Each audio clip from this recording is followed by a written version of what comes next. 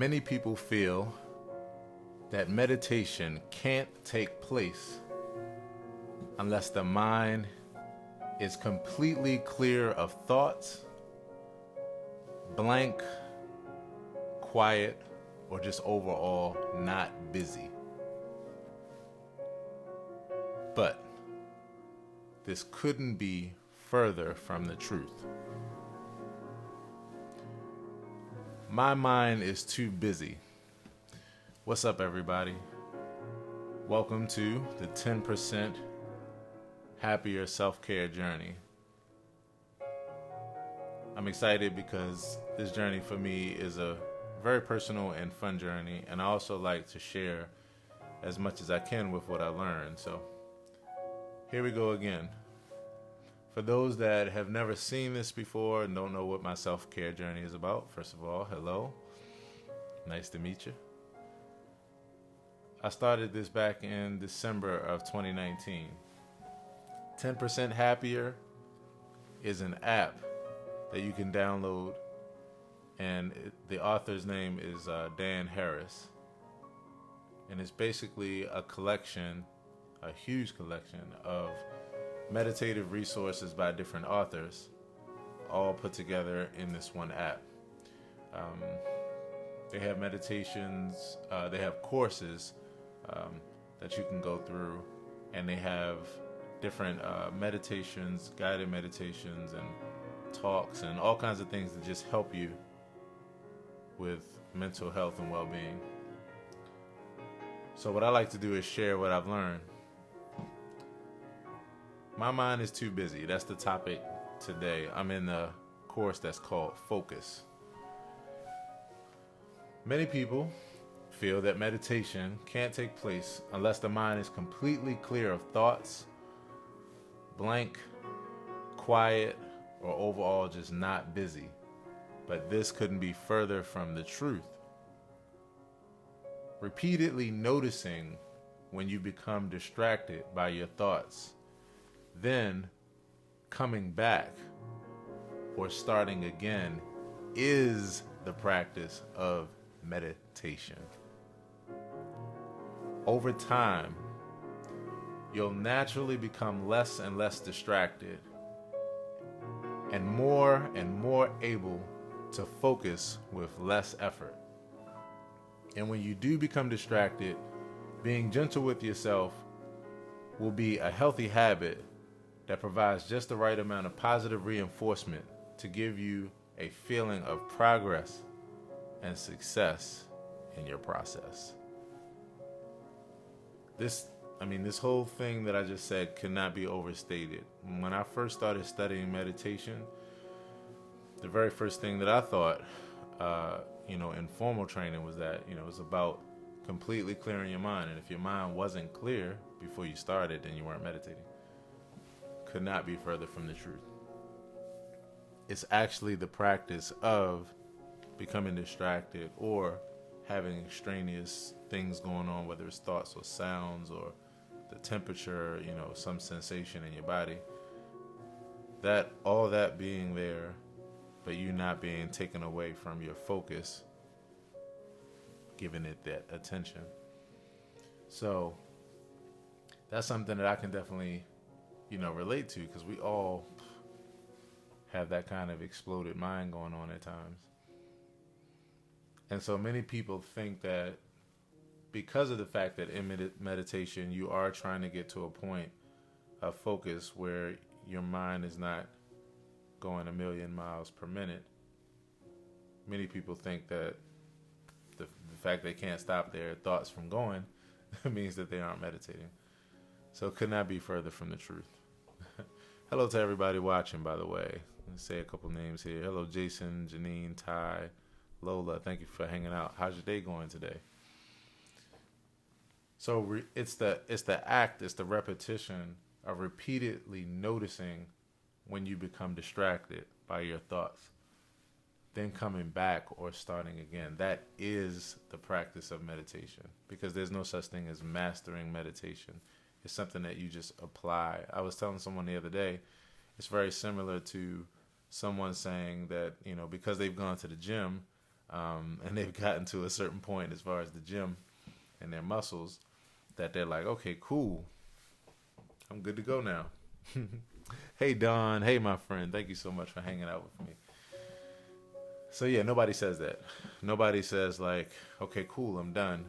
You know, I've worked out, I've gotten my muscles. Now, I will say, I mean, we kind of wish we could say that. Many of us. I can't say I'm one of those people though. I enjoy working out. But the point is that you would never look at it like just because of the fact that you got a week's worth, a month's worth, a year's worth of great on point workouts in that like, all right, I'm done. It's a practice. You continually, that's how you stay fit. That's how you stay in shape. That's how you keep your body strong. So it's the same thing with meditation. The whole idea of getting distracted and then coming back, that's the repetition. So over time, you'll naturally become less and less distracted and more able to focus with less effort. Let me know what you all think about this as far as your experience with it.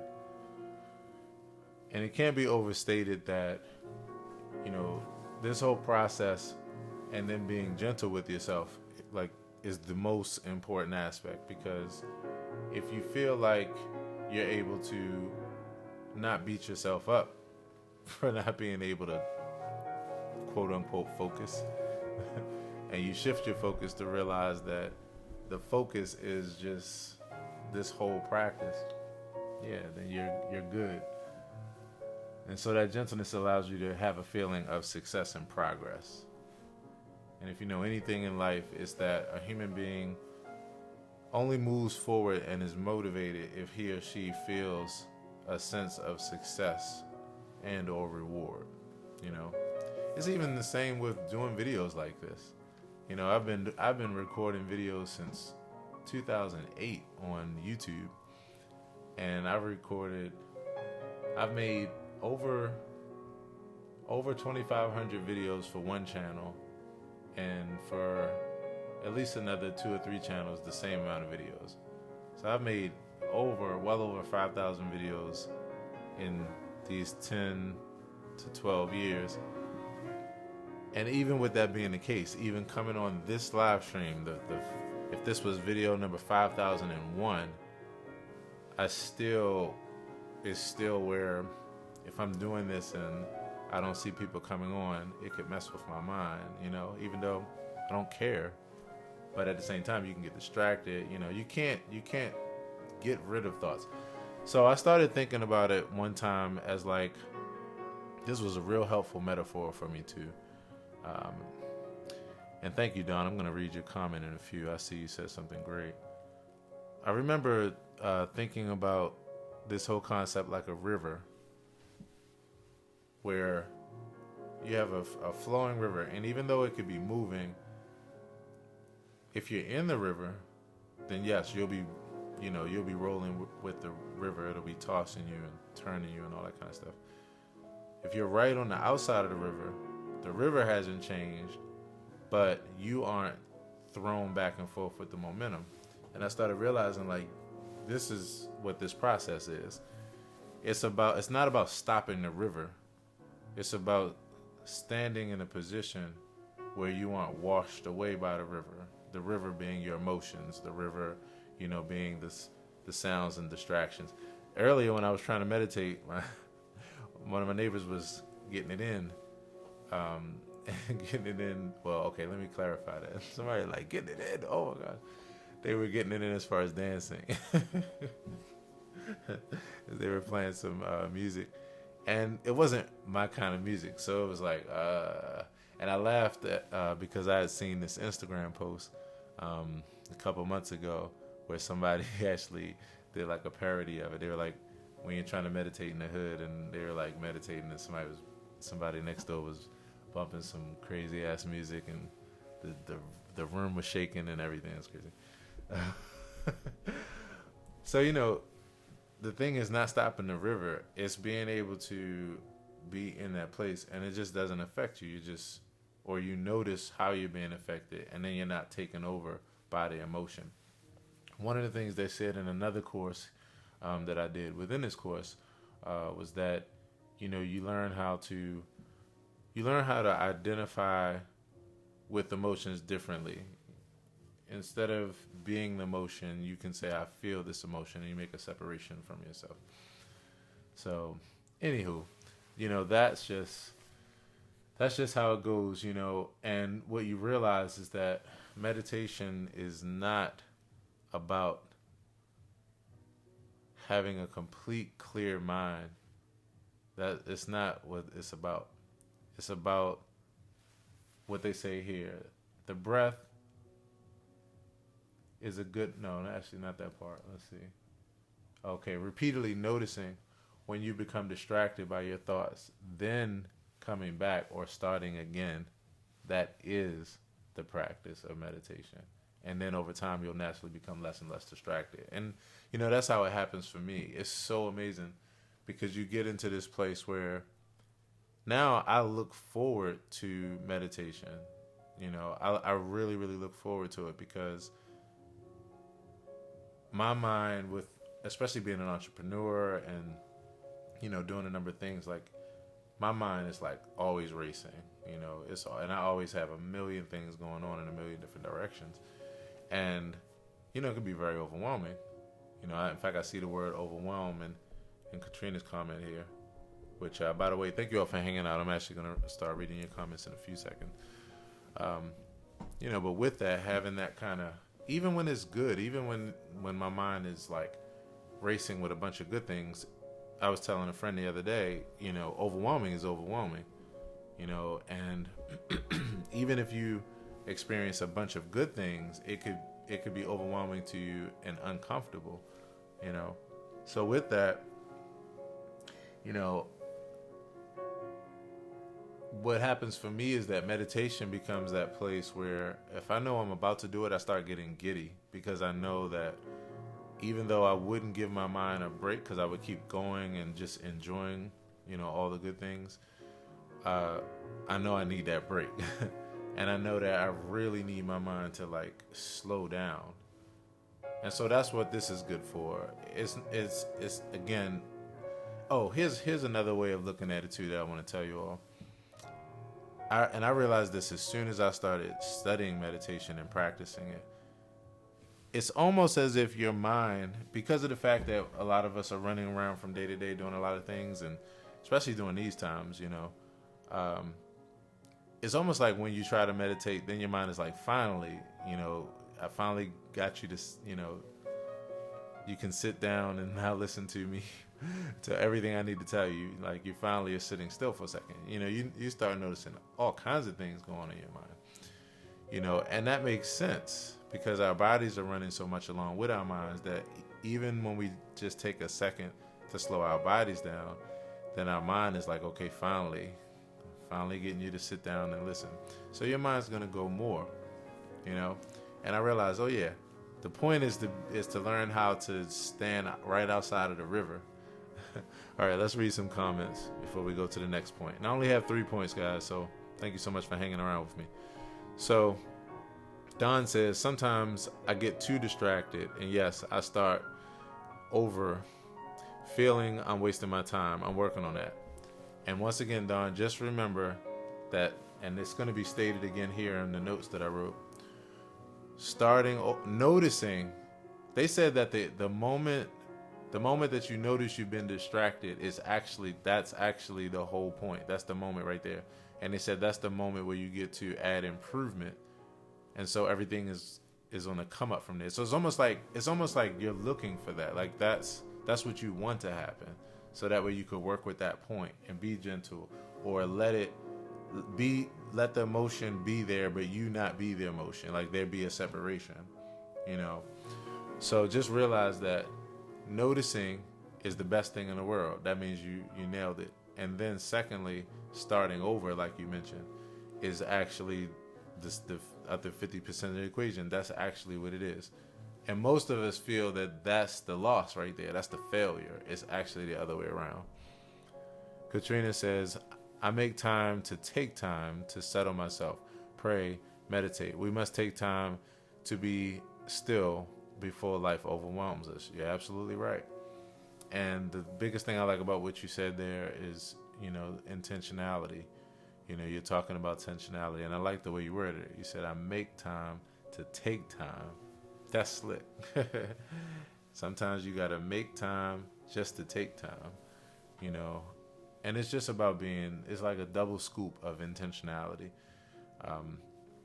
Once you do that, then you can get the benefits of it. And I agree that we must take time to be still before life overwhelms us. Samantha, thanks for hanging out. Eunice, thanks for hanging out. Don says, very true, Katrina. Alana, Janet, James, thanks for hanging out. Okay, here's the next point. We only got two more. It's the first of the two. The breath is a good point of focus because it's a foundational function, immediately accessible, non-sectarian in nature, and discreet.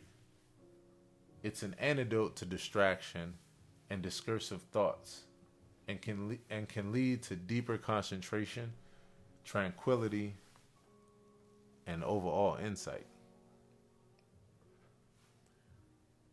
For some people, the breath is not the best place or the most comfortable place, especially if you have some kind of, relation with the breath that isn't good, whether it's, you have asthma, or whether it makes you frantic, but because of the fact that it's so foundational, it's the best thing to work with, just noticing the breath.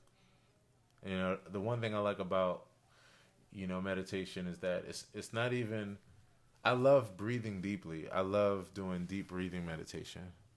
But the beauty of it is you don't even have to breathe deeply. It's just actually noticing that you're breathing.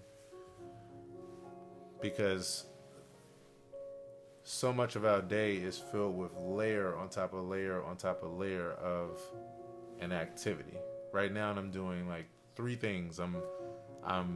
My phone is in front of me. I'm focusing on my phone. I'm reading what you all are saying.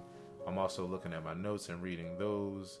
I'm paying attention to my surroundings. It's a lot of layers. I'm thinking about how much time I have. So in all that, I'm not at all thinking about the way that I'm breathing. And one of the things that I noticed about myself was that, and I want you to see maybe if you can, check yourself, monitor yourself from time to time to see if you do this. When I paid attention, I realized I was breathing very shallow, instead of deep breaths. I noticed I was breathing more like,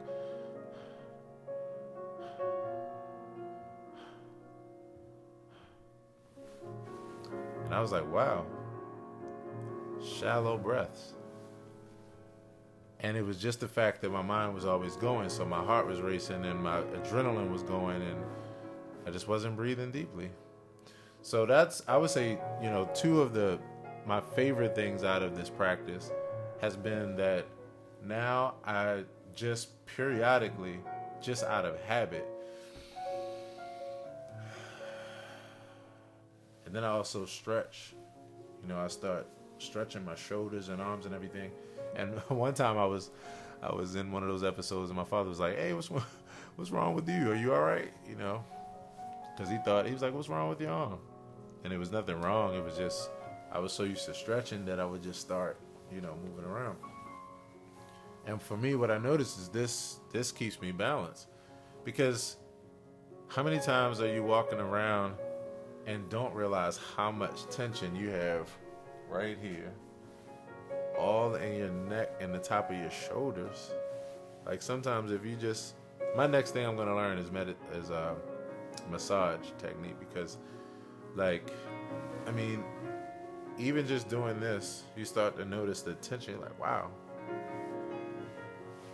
because you're not paying attention to it. So now I'm naturally loosening up. With the breathing, I'm naturally breathing more deeply, which of course does what? More oxygen to the brain, more blood to my organs, everything. You guys get it. Hey, Felicia, thanks for hanging out. Don says, thank you for that new perspective. I don't have to feel bad for starting over. Nope. In fact, I'm going to give you another scoop of goodness. Not only don't you have to not feel bad, I think I said that right. I don't know if I got my negatives wrong in that sentence.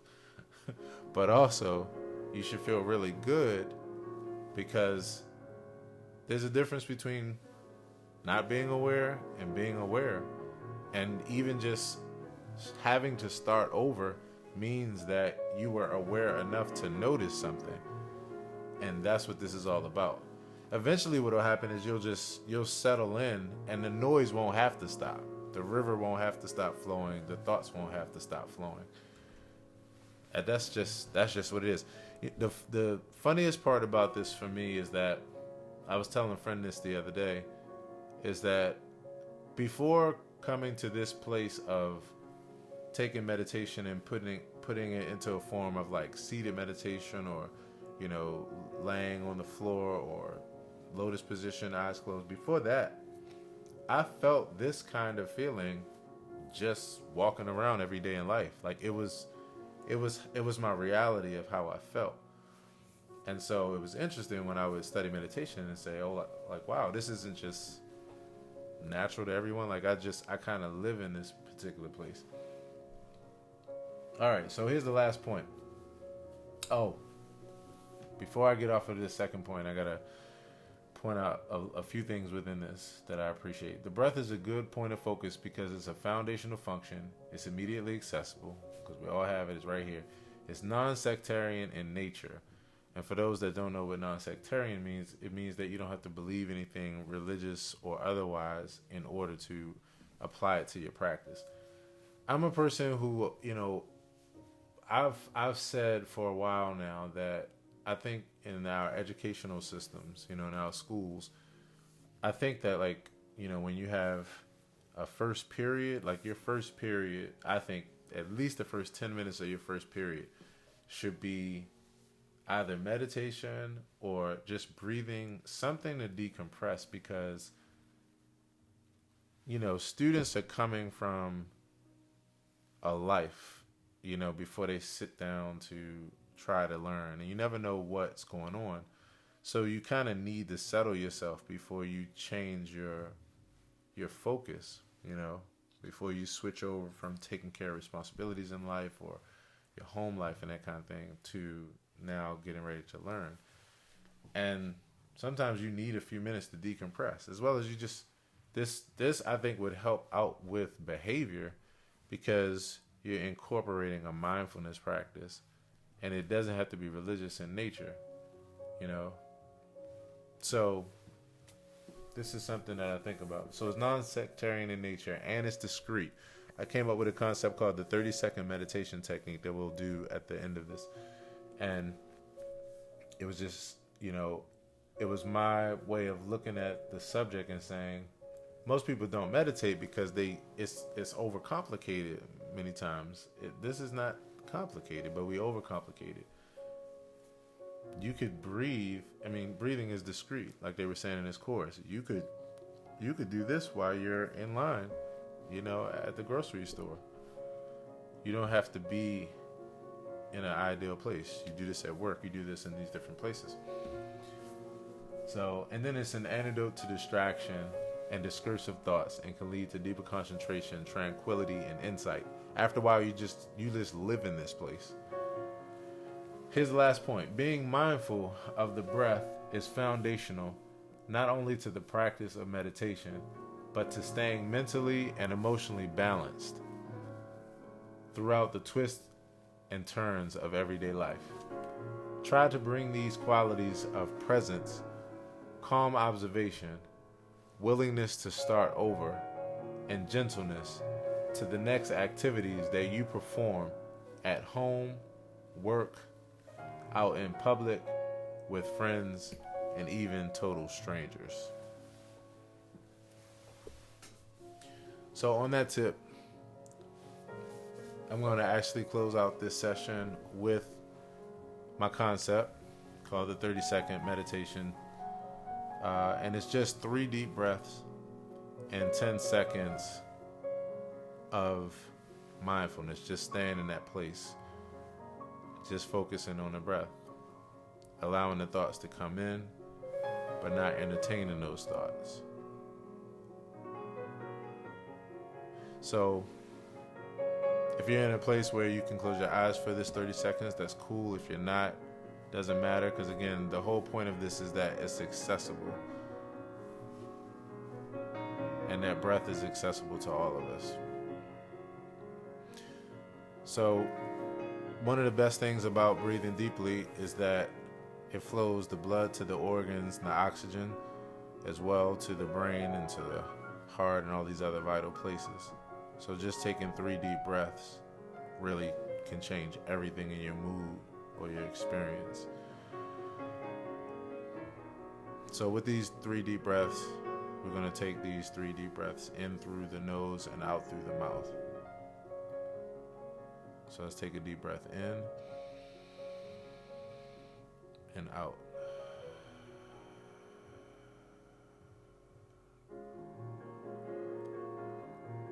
A second deep breath in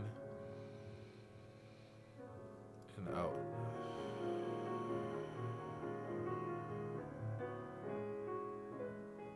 And with this last breath, we just exhale, and you can allow your breath to return back to the normal pace, or you can continue with that long inhale and exhale pattern. So we take a deep breath in and out.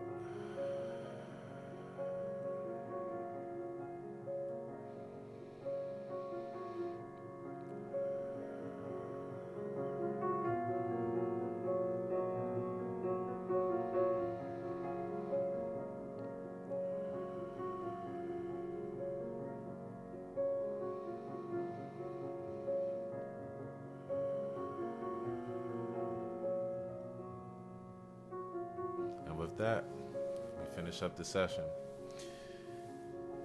You know, it really can't be underestimated, the power of just taking a second to take a deep breath, you know. So it's just one of those things I just say as a reminder to myself and to everybody that watches this video. Just remember that, like, whatever you're feeling, whatever you're dealing with, a breath is only a breath away. So I thank you all for hanging out with me for my 10% happier self-care journey. It's been a lot of fun. Please drop any thoughts that you have about, you know, anything that I've said here.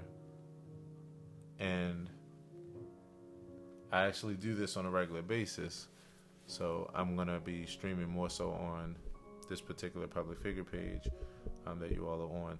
Don't forget to hit the get live notifications button. I think it's at the bottom of the chat right now, so that way you'll see when I go live, especially those that are used to following me on my personal page, because I'm going to be streaming more so here, so I can reach more meditators and more people who are also into these practices. So with that, the other final thing before we finish up is that the music that you've been hearing in the background is from my newest project. It's called The Serenade Volume 12. And this song that you heard is called Breath of Life. And it's a meditation that I wrote at the top of this year. And I wrote it to a guided meditation. So if you like that music, Breath of Life, by all means, you can actually add that to your playlist on any streaming service, wherever you already listen to music. Just look up Aaron Hill, The Serenade Volume 12, and go ahead and add that. It's a great meditation track, something, you know, great to sleep to or to study to, or just kick back, relax, or what have you. So I hope that you all enjoyed, and I'll see you tomorrow for the next 10% happier self-care journey. Peace. Much love.